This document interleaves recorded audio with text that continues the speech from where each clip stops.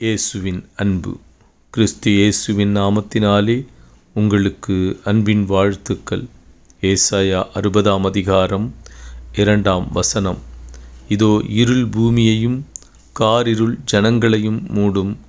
ஆனாலும் உன்மேல் கர்த்தர் உதிப்பார், அவருடைய மகிமை உன்மேல் காணப்படும்.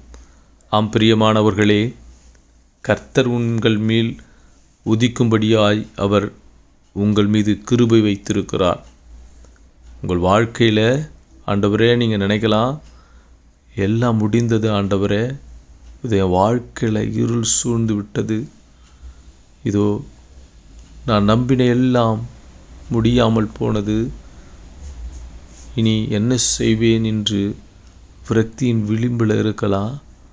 என் வாழ்க்கையில் இருள் சூழ்ந்து விட்டதே, இனி என்ன செய்வேன் என்று நம்பிக்கையற்றவர்களாக இருக்கலாம். கர்த்தர் சொல்கிறாரு, நீ எல்லாம் எங்கே முடிஞ்சதுன்னு நினைக்கிறியோ மகனே, எல்லாம் அவ்வளோதான் முடிஞ்சு போச்சு நினைக்கிறியோ மகளே, நான் அங்கிருந்து உன்னை எழும்ப பண்ணுவேன், உன் காரியத்தை வாய்க்க பண்ணுவேன் என்று கர்த்தர் சொல்லுகிறார். நான் அதிலிருந்து உன்னை செழிக்க பண்ணுவேன்.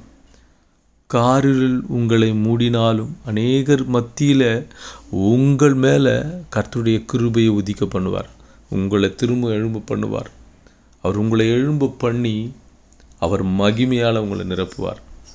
அவர் மகிமையை உங்கள் மூலம் காண செய்து அநேகர் கண்களுக்கு முன்பாக உங்களை ஆச்சரியமாய் நடத்தி நீங்கள் எதிர்பாராததை அவர் உங்களுக்கு அதிசயமாய் செய்து உங்கள் வாழ்க்கையில் அவர் பெரிய ஆச்சரியத்தை செய்து உயர்த்த வல்லவராயிருக்கிறார் என்று நீங்கள் விசுவாசிப்பீர்களானால் தேவனுடைய மகிமையை காண்பீர்கள்.